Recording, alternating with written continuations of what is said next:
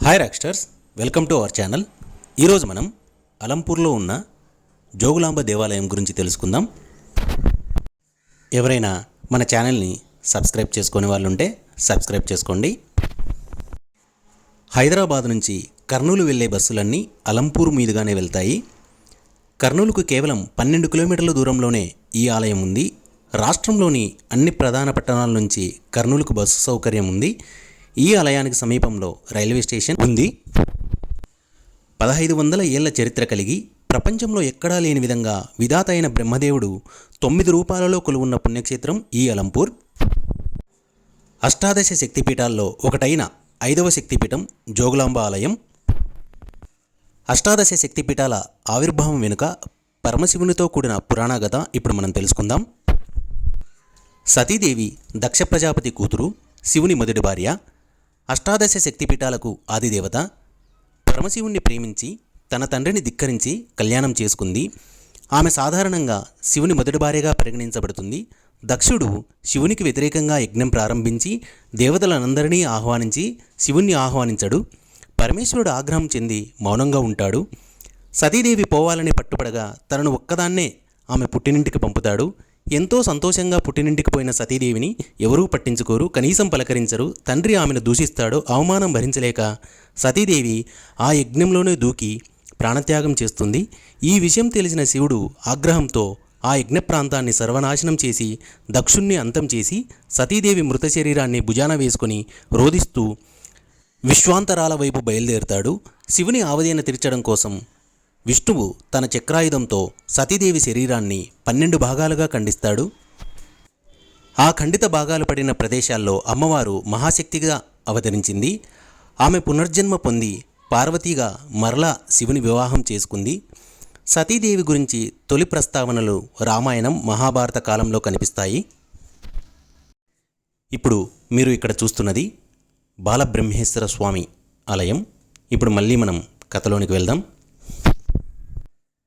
సతీదేవికి చెందిన పైపళ్ళు పడిపోయిన శక్తిపీఠంగా ఈ జోగులాంబ దేవాలయం పరిగణించబడుతోంది.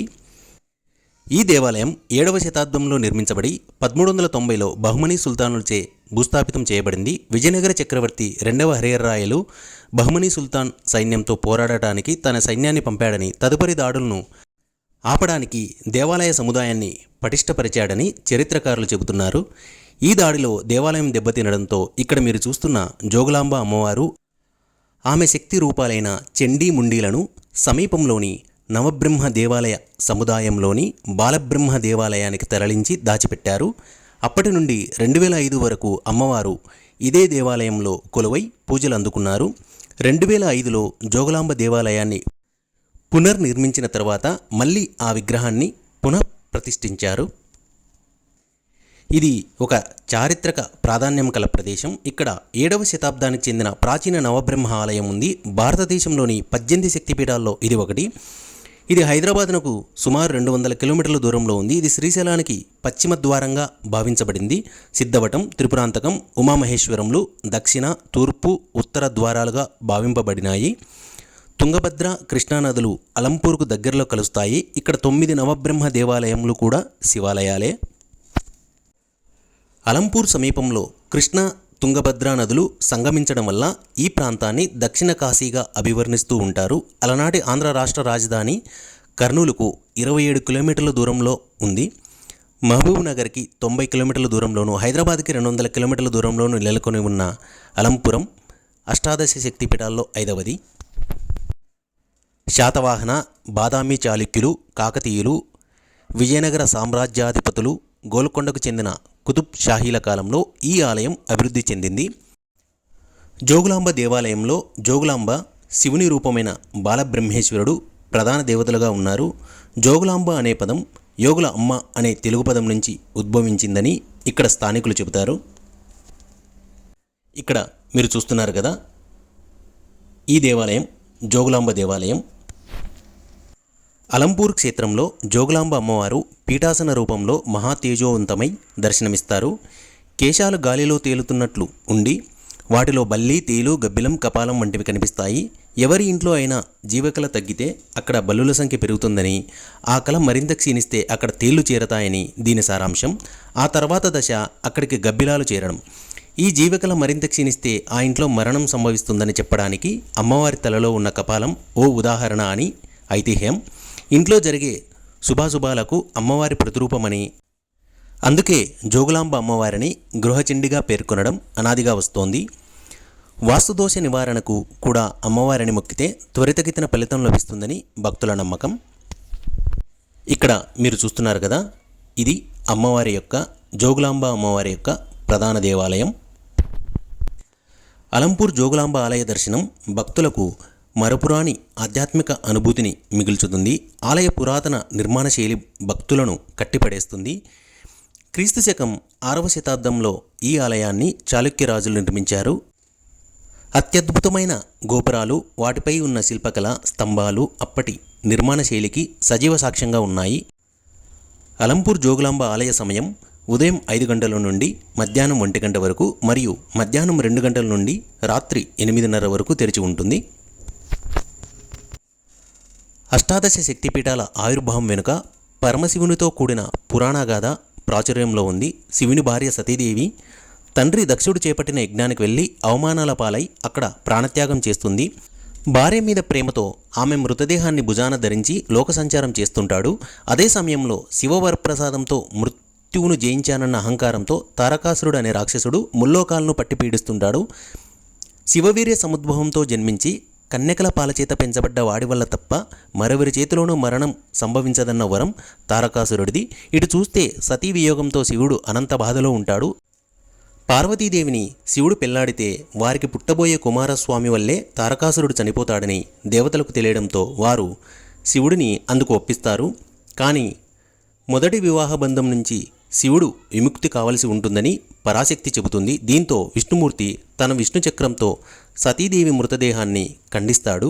మొత్తం 18 భాగాల్లో ఊర్ధ్వదంతం పడిన చోటే ఈ అలంపూర్ జోగులాంబవారు.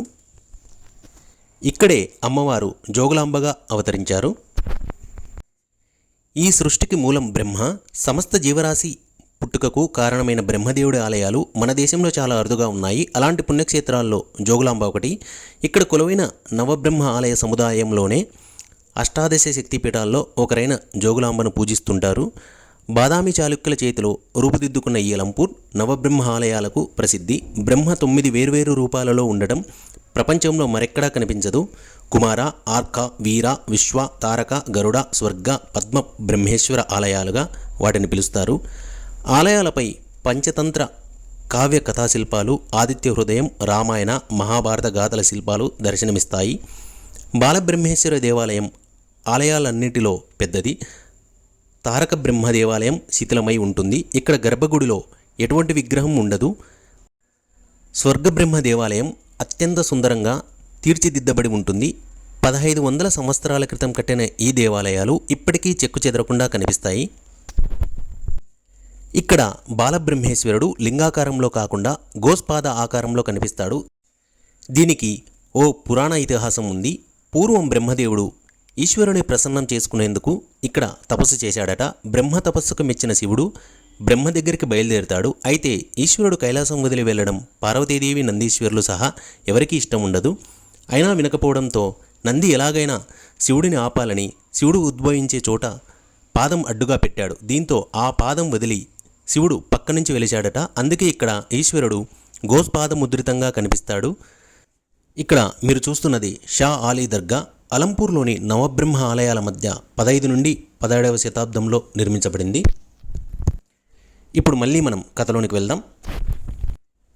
శివుడు ఇక్కడ బ్రహ్మకి 9 రూపాల్లో దర్శనమిచ్చాడని, అందుకే ఆ రూపాల్లో 9 ఆలయాలు వెలిశాయని చెబుతారు. బ్రహ్మదేవుని తపస్సు ద్వారా పరమేశ్వరుడు ఉద్భవించినందున బ్రహ్మని బాలబ్రహ్మేశ్వరునిగా కొలుస్తుంటారు.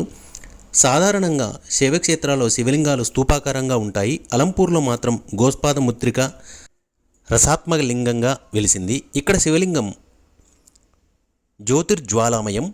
మూల విరాట్ అయిన స్వామివారి లింగము రుద్రాక్షలతో రూపొందించిన అద్భుత లింగం. భక్తులు ఎంత నీటితో అభిషేకం చేసినా ఒక్క నీటి బిందువు కూడా బయటికి రాదని చెబుతూ ఉంటారు. ఈ లింగాన్ని పూజిస్తే అంతులేని పుణ్యం లభిస్తుందని నమ్ముతారు. అమ్మవారి పైదవడ పంటితో ఇక్కడ పడినట్టు పురాణ కథనం. జోగులాంబ మహాదేవి రౌద్ర వీక్షణలోచన అలంపురం స్థితిమాత స్వర్గార్థ ఫలసిద్ధిదా అని జోగులాంబదేవిని ప్రార్థిస్తారు. అమ్మవారు ఉగ్రరూపంతో ఉన్నప్పటికీ ఆలయంలో గల కోనేరు ఈ ప్రాంతంలో వాతావరణాన్ని చల్లబరుస్తూ ఉంటుందని స్థానికుల విశ్వాసం. ఇక్కడ అమ్మవారు ఉగ్రస్వరూపిణి. మొదట అమ్మవారి విగ్రహం బాలబ్రహ్మేశ్వరాలయంలో ఉండేది. 2008లో ప్రత్యేకంగా ఆలయ నిర్మాణం చేసి అమ్మవారిని ఇక్కడికి తరలించారు. బాలబ్రహ్మేశ్వర ఆలయంలో ఉన్నప్పుడు అమ్మవారిని కిటికీ గుండా చూసేవారు. 9వ శతాబ్దానికి చెందిన సూర్యనారాయణ స్వామి దేవాలయం కూడా ఇదే ప్రాంగణంలో ఉంది. ఇక్కడ విష్ణుమూర్తికి చెందిన సుందరమైన విగ్రహాలు ఉన్నాయి. ఇంకా ఇక్కడ విజయనగర రాజు అయిన కృష్ణదేవరాయలకు చెందిన ఒక నరసింహస్వామి దేవాలయం కూడా ఉంది. అలంపూర్ దగ్గరలో పాపనాశనమను 20కి పైబడిన శివాలయములు వివిధ ఆకారం పరిమాణాల్లో ఉన్నాయి. అలంపూర్ ఆలయాల్లో అన్నిటికన్నా ముఖ్యమైనది బాలబ్రహ్మాలయం. ఇందులో నిత్య పూజాధికాలు జరుగుతాయి. తూర్పు ముఖంగానున్న ఈ ఆలయంలో చిన్న నంది మండపం, దాని వెనకాల విశాలమగు ముఖమండపం, అటుపై అంతకంటే పెద్దదైన ప్రవేశ మండపం, అటుపై అంతరాల మండపం, దానిని చేరి గర్భాలయం ఉన్నాయి. గర్భాలయం చుట్టూనున్న వసార ప్రదక్షిణకు ఉపయోగిస్తారు. ఈ గుడిలో సప్తర్షుల విగ్రహాలు, ఇతర శైవ దేవతల విగ్రహాలు ఉన్నాయి. నవబ్రహ్మ దేవాలయములు బాదామి చాళుక్యులు నిర్మించారు.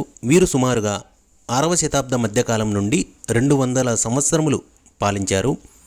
ఈ బాదామి చాళుక్యులు కర్ణాటక, తెలంగాణలలో చాలా దేవాలయాలు నిర్మించారు.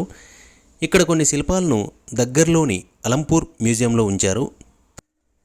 తారక బ్రహ్మ, స్వర్గబ్రహ్మ, పద్మబ్రహ్మ, బాలబ్రహ్మ, గరుడ బ్రహ్మ, కుమార బ్రహ్మ, ఆర్క బ్రహ్మ, వీరబ్రహ్మ, విశ్వబ్రహ్మ అననవి ఆ 9 దేవాలయములు. ఇవి అన్నీ కూడా తుంగభద్రా నది ఒడ్డున ఉన్నాయి. ఇప్పుడు ఇక్కడ మీరు చూస్తున్నది గోశాల. ఇప్పుడు ఇక్కడ మీరు చూస్తున్నది నాగకన్యల కొలను. పూర్వం నాగకన్యలు ఇక్కడ స్నానం ఆచరించేవారని ఇక్కడి ప్రజల విశ్వాసం. ఇక్కడ చూడండి, కనిపిస్తుంది కదా, ఇది నాగకన్యల కొలను.